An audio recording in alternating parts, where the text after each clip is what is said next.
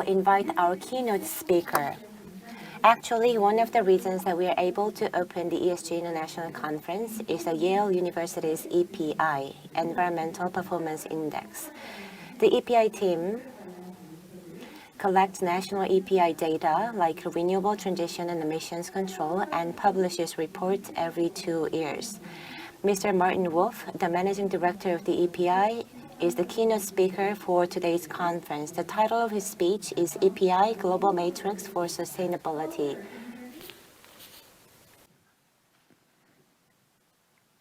Yes, we're very honored to have you, sir, today for the keynote speech. Thank you for joining us despite of all the. 네, 오늘 기조 연사로 모시게 되어서 굉장히 기쁘게 생각합니다. 제 말이 들리시는지 그리고 준비가 되셨는지요? Well, I think currently he is not able to hear my voice. Well, sir, can you hear me? Hello, hello. Oh, hello. Yes, thank you very much once again for joining us today. Well, I can see that you're sharing your screen. Since everything is set up, please go ahead with your presentation. Well, first, I just want to thank you for inviting me to speak at this very prestigious conference. I'm Martin Wolf, researcher and climate scientist at Yale University, and the project director of the 2022 Environmental Performance Index. So I just want to start out by thanking my numerous colleagues at Columbia University and the McCall-McBain Foundation for supporting our work to champion more evidence-based environmental strategies that allow us to make some significant progress towards addressing climate change, but also preserving our natural environment and improving public health outcomes. So here's the outline for my talk today. I'd like to start by providing really a brief overview on why we should care about data and what data's role should be in environmental decision-making. And after we've seen a few examples of how data can support sustainability policy, I'll introduce the work that my team does on the Environmental Performance Index to provide a data-driven summary of the state of sustainability trends around the world. Now, the 40 metrics that comprise the Environmental Performance Index offer several important lessons to policymakers, but also business leaders and others who aspire to put their operations on track to reach the sustainability targets and respond to some of the most pressing environmental challenges that we face in our time. And then finally, I'll conclude by offering a few remarks on how data-driven metrics like the Environmental Performance Index can increase the resiliency of supply chains and enhance the sustainability of corporate activities as we move towards a more globalized economy and really more fully comprehend how our actions take place in one city or one country, but the impacts of those actions can be felt around the world. So I'd like to start with one question, and that question is, how can we ensure that our actions as business leaders or as decision makers minimize environmental harm while still maintaining economic growth? And the point I'll try and convey today is that the answer may lie in data. Data-driven metrics have the power to transform our understanding of the scale of pollution, the scale of biodiversity loss, and the scale of climate change. But this data is only useful if it's collected and presented in a way that we can access and scrutinize, and really most importantly, understand. That is, if we can understand the environmental data, we can use it to enhance our own sustainability. And as we'll see in a few slides, environmental metrics, in particular ESG metrics, offer one way to summarize environmental, social, and governance data in easily accessible ways that our companies and also the general public and policymakers can understand. But first, I just wanted to share really just a few of the many examples of how data is increasingly being incorporated into sustainability and environmental policymaking. For example, the United Nations 17 Sustainable Development Goals lay out numerical targets that actors should aspire to reach. For example, the percentage of people with access to safe drinking water, or the levels and ambient concentrations of air pollutants. And under the Paris Climate Agreement, countries are asked to submit quantitative goals, that is numerical targets, to reducing their greenhouse gas emissions. And then on more local scales, numerous institutions and organizations, like the Family Business Network, can help companies analyze their data and reach the sustainability targets that they volunteer and commit to. So in each of these examples, the key is that policymakers and business leaders have clear goals to work towards and really report on their efforts to reach these goals, thereby helping constituents and stakeholders understand performance. So data, therefore, helps us track our progress towards setting sustainability targets and then meeting these targets. There's an old saying that you can't fix what you don't measure. And to put it another way, data-driven ESG metrics can allow us to spot problems, highlight leaders, and identify the best policy practices that lagging companies can adopt to enhance their own sustainability. And further, consumers are also more likely to trust reports that are backed up by the clear and comprehensive data that ESG metrics summarize and present. So for all of these reasons, I really applaud efforts that are happening around the world to make ESG analyses more data-driven and statistically rigorous and also accessible. But I know that it's difficult to reach each of these goals and really strike a balance between having metrics that are based in the latest scientific research while also being accessible to the general public. And that's why I want to share with you some of the successes we've had with the Environmental Performance Index. For over 20 years, the Environmental Performance Index, or EPI, has sought to enhance environmental decision-making by embracing cutting-edge sustainability research and producing data-driven environmental metrics that can improve public health, enhance ecosystem vitality, and focus attention on climate change mitigation. We've seen over these past 2 decades how good data and science, fact-based analysis, can help corporate leaders and decision makers in the public and private sectors refine their policy agendas and also communicate with key stakeholders to maximize the return on their environmental investments. So the EPI offers to policymakers and corporate leaders a scorecard that highlights leaders and laggards in environmental performance and provides a practical guidance for countries and companies that aspire to move their operations towards a more sustainable future. The report covers some of the most pressing sustainability issues of our time, like climate change, air pollution, biodiversity and habitat conservation, water quality, fisheries, and really a whole host of other topics. We use these 40 performance indicators across 11 environmental issue categories to track sustainability trends in 180 countries around the world and rank these 180 countries on their national efforts to mitigate climate change, protect environmental health, and enhance ecosystem vitality. These metrics measure how close countries are to meeting internationally established sustainability targets, but the EPI results also provide a way to spotlight leaders and identify policies that underperforming countries can adopt from their more sustainable peers. So while the report ranks countries, the results are also useful to business leaders seeking to understand the sustainability of their supply chains and the outsourcing of their pollution, and really whether their corporate practices in an increasingly globalized economy align with global sustainability goals. So now you may be looking at the slide and think 40 individual metrics is a lot. How can I possibly make sense of all of that?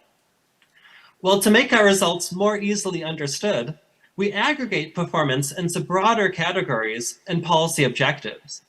So climate change measures performance related to reducing greenhouse gas emissions and adapting to the effects of a changing climate. Environmental health measures the impacts and the effects that pollution has on public health and morbidity and mortality. And finally, ecosystem vitality measures the impacts that our companies and actions have on biodiversity, habitat conservation, and other factors that may threaten fish and wildlife. And ultimately, we assign a weight to each of these issues before aggregating up into an overall EPI score. So one of the EPI's main strengths is that it takes a lot of data and consolidates it into easily digestible scorecards on environmental performance. We offer both a global scorecard as well as national scorecards with plenty of information that countries and decision makers can use to compare their own performance to the performance of their peers. In the end, we take data on various environmental issues, compute a ranking for each country, and then give each country a final overall EPI score that reflects average performance across all of the individual environmental issues. And then importantly, we not only track environmental performance in the year that the report is released, but we also compute trends to track how countries are making progress or sadly deteriorating in certain environmental issues. Now, this trends analysis helps decision makers understand whether their policy interventions are successful over time and highlights the sustainability issues that need the most urgent attention. So here's how we make the Environmental Performance Index, but I just want to emphasize that the same guide applies to any ESG metrics that you care to create or utilize. So we first come up with a list of sustainability issues that we think are important, like climate change, for example. We then look to the data or international treaties to quantify and say what good or bad performance looks like. We consider really dozens of issues, so we assign a weight to each issue based on its importance or the quality of the data that we have to scrutinize the issue. And then we bring everything together and we compute what's called a composite index, or we give each country a score or rank based on how it's doing overall. Okay, so now that you have some issue of how we compute EPI scores, we can turn to some of the results from the 2022 EPI analyses. And you might guess that wealthy countries, both with political stability and financial resources, do well in environmental metrics. And in fact, that's what we see in the 2022 Environmental Performance Index. The highest performing countries are European, with Denmark, the United Kingdom, and Finland earning the top 3 spots. The United States was 43rd overall out of 180 countries, and South Korea was 68. And the countries receiving the lowest scores are generally in Southern Asia and Africa. We recognize, though, that it's not really fair and it's not really useful to compare developing countries to developed countries. The disparity in resources or capital or political factors will, of course, result in varying degrees of environmental performance. What is more interesting and more useful, though, is to compare countries to their peers.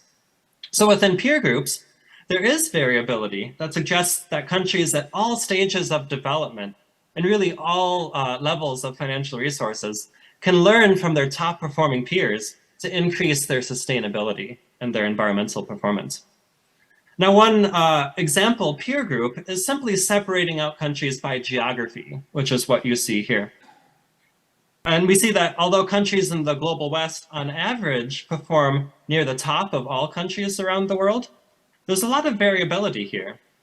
So the spread in scores implies that countries like the United States should really work to adopt some policies from the top performing peers. The United States is falling far behind most of its peers, while South Korea, on the other hand, actually ranks really highly within the Asia-Pacific peer group, placing 4th out of 25 countries in the regional EPI rankings. So this brings us to a few other sustainability policy insights derived from the latest Environmental Performance Index. Progress towards reaching sustainability targets is, in fact, varied around the world, but a few general lessons that apply globally emerge from the latest environmental data. The first is a sad message, and that is most countries around the world are not on track to meet their climate commitments. The EPI introduces a carefully constructed framework that's based on real emissions data and current emissions trajectories. And our analyses provide a way to gauge whether countries are on track to reach net zero greenhouse gas emissions by mid-century, by 2050, which is the target that was ratified by 197 countries in the 2021 Glasgow Climate Pact. Now, this new indicator offers a tool that business leaders can use to track climate progress, quantify the greenhouse gas emissions of their operations, and hold their peers accountable for their climate commitments. The EPI highlights that most of the world is not on track to reach the target outlined by the Glasgow Climate Pact last year, with many countries still projected to have high greenhouse gas emissions in 2050 if current trends continue. But I just want to emphasize that current trends, current trajectories are not destiny. Countries can enact more aggressive and ambitious climate policies that shift their trajectories downward towards a more sustainable future. The new greenhouse gas projections metric suggests really that only a handful of countries, namely Denmark, the United Kingdom, Botswana, and Namibia, are currently on track to reach net zero greenhouse gas emissions by 2050. Some top-performing countries have implemented policies that result in real and also sustained emissions reductions. Denmark, for example, has set national targets of reducing 2030 greenhouse gas emissions by 70% compared to 1990 levels, and has also, importantly, adopted a comprehensive policy agenda to deliver on this commitment, including recently expanded greenhouse gas taxes and expanding renewable energy sources. Now, despite the United Kingdom's strong performance, experts are still questioning whether its recent greenhouse gas trends, which are good and declining steeply, will hold into the future. And that's because much of the United Kingdom's greenhouse gas emissions in recent years has resulted, I have to go this way, have resulted from transitioning from coal-burning power plants to natural gas ones. So in essence, they've already picked the low-hanging fruit, and they need to enact more stringent greenhouse gas reductions policies if they want their current trends to hold. So overall, we hope that these projections should be a wake-up call for countries, that many countries around the world need to do more to mitigate climate change.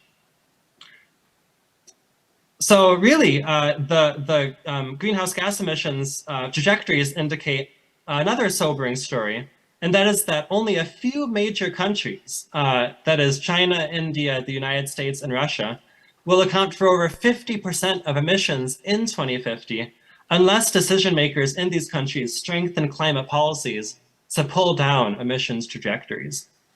And worrying still, emissions are still rising in China, India, and Russia, really signaling the challenges that these countries face to successfully mitigate climate change. And although the emissions in the United States are declining, they're not falling really anywhere near fast enough to meet the 2050 target, given the very high emissions starting point of the United States. Another policy insight that the EPI gives us is that the world is still reeling from the impacts of the COVID-19 pandemic. The COVID-19 pandemic continues to disrupt economies and societies, and is still presenting a persistent challenge for business leaders and policymakers seeking to enact more sustainable practices. Although remarkable improvements in environmental health followed early lockdowns in 2020, these gains in environmental performance came at a terrible cost in terms of human health and economic well-being. Business leaders and policymakers, though, now have a chance to rebuild their economies and societies on a more sustainable basis that retains the pandemic-induced gains in environmental health and ecosystem vitality. But unfortunately, the latest data suggests that decision makers and business leaders across much of the world are still squandering this opportunity. They're not building back better. Concentrations of harmful air pollutants like NOx fell by nearly 60% and particulate matter by over 30% in many cities around the world during the early days of the pandemic. But now, over the past year, the end of lockdowns and the return to pre-pandemic levels of travel and manufacturing have caused air pollution to rise. And nowhere is this rebound effect more striking than in China, where significant improvements in air quality achieved during early 2020 were erased by the year's end. The message that we want to convey here is that business leaders and policymakers seeking to sustain environmental gains achieved during the early pandemic should try to capitalize on new patterns of transportation that emerged during the pandemic, such as biking or walking, as well as partially remote work when possible, which reduces transportation needs and improves air quality. The pandemic also complicated progress towards mitigating climate change. After 2020's record-setting drop in global greenhouse gas emissions, 2021 emissions have rebounded to pre-pandemic levels throughout much of the world. In some countries, however, like the United States and the European Union, 2021 emissions fell below their 2019 levels, which is suggesting that pandemic-era policies, like stimulus policies, may be successfully encouraging greener energy transitions and climate transitions. So we encourage business leaders and policymakers to strongly consider how they can make the most of a bad situation that we're currently in. And that is, how can we use the disruptions caused by the COVID-19 pandemic to rebuild our societies, economies, supply chains, and business practices using a more sustainable model? If we aim to improve the sustainability of our companies and our countries, though, we should first aim to understand the drivers of good environmental performance. And this gives rise to questions like, what determines, or really what drives, good environmental performance? Well, we can use the analyses from the 2022 Environmental Performance Index to demonstrate really solidly that both financial resources and good governance or good policymaking matter. We see that a country's overall Environmental Performance Index score is correlated with country wealth, that is GDP per capita on the bottom axis here. But we also see that at every level of wealth, some countries outperform their peers. Some countries are more sustainable than their economic peers, which demonstrates that financial resources aren't the only thing that matters. In fact, countries and companies need forward-thinking sustainability policies that demonstrate an intentional commitment to greening their practices to reach towards a more sustainable future. So with all of the lessons learned from the Environmental Performance Index, I want to conclude by highlighting a few key takeaways on how careful and thoughtful analyses of environmental data can help improve ESG metrics and make corporate practices more sustainable in ways that are backed up by data and science. So first, data-driven ESG metrics can help make supply chains greener by identifying the countries that are consuming and producing natural resources sustainably.